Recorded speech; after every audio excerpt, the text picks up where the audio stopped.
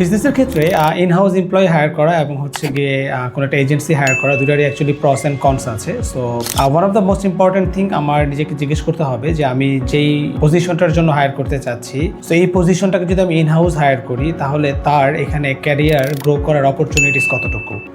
যদি এমন হয় যে খুব বেশি ক্যারিয়ার গ্রো করার অপরচুনিটিস নেই, তাহলে সেক্ষেত্রে এজেন্সি হায়ার করা বেটার। বিকজ এজেন্সিতে যে রিসোর্সগুলো থাকে সেখানে তারা যখন তাদের অপরচুনিটিস দেখে, তাদের ক্যারিয়ার গ্রোথ অপরচুনিটিস দেখে, তখন ট্যালেন্টেড পিপলগুলোকে এজেন্সিগুলো রিটেন করতে পারে।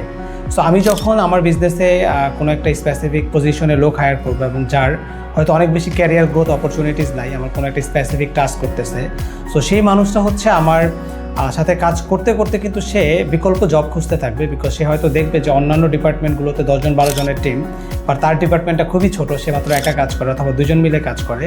সো সে কখনোই এটাকে লং টার্ম ক্যারিয়ার অপরচুনিটিস হিসেবে দেখবে না। অন দ্য আদার হ্যান্ড, যদি এটা এজেন্সি হতো তাহলে সেই ক্ষেত্রে কিন্তু এজেন্সিতে একই রকমের কাজ করে অনেকজন প্রফেশনাল থাকতো, তার সিনিয়র এবং জুনিয়র, এবং সেখানে কিন্তু তার প্রমোটেড হওয়ার একটা অপরচুনিটিস থাকতো। I need to ask myself যে আমি যেই রোলের জন্য হায়ার করতে চাচ্ছি সেই রোলের কাউকে যদি আমি হায়ার করি, আমার এক্সিস্টিং বিজনেস মডেলে তার অ্যাকচুয়ালি ক্যারিয়ারে গ্রো করার অপরচুনিটিস কতটুকু। যদি খুব বেশি না থাকে তাহলে ইন হাউস কাউকে হায়ার করার চাইতে কোনো একটা এজেন্সির সাথে কাজ করা মোর সুইটেবল বলে আমি মনে করি।